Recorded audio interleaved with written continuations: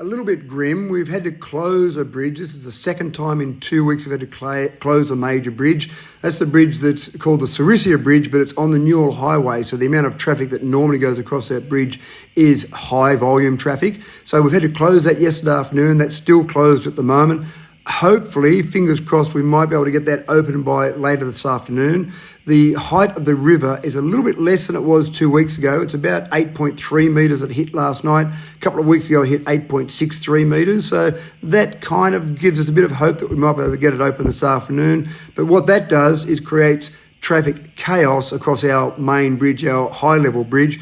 Probably an hour and a half to get across that bridge at the moment. Now, in Sydney, that might be okay to get across a bridge, but in Dubbo, we're used to 30 seconds to get across a bridge, not an hour and a half to get across a bridge. So that creates a huge traffic jam there. Probably 1 to 2 kilometre traffic lengths or traffic jams across that bridge at the moment. So that's a bit tough, but again, hopefully we'll be able to get that open this afternoon. How are people holding up? Do you have many people who've been evacuated from their homes at all?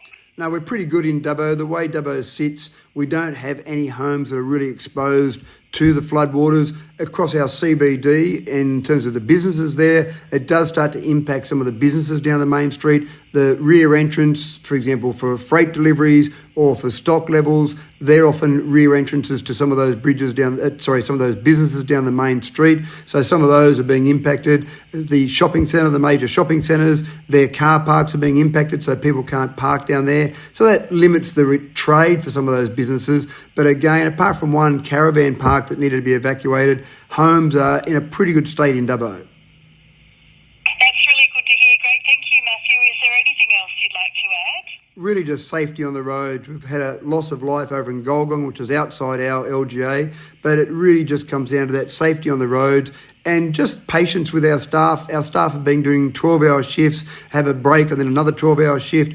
There's people there from the Rural Fire Service, from the SES, from police. Some of those are volunteers, some of those are paid employees, but they're all working well and truly outside the bounds of their normal working week. So please be careful on the roads, be patient with our staff, and just take care with what you're doing, I suppose, is the main message from me. Great.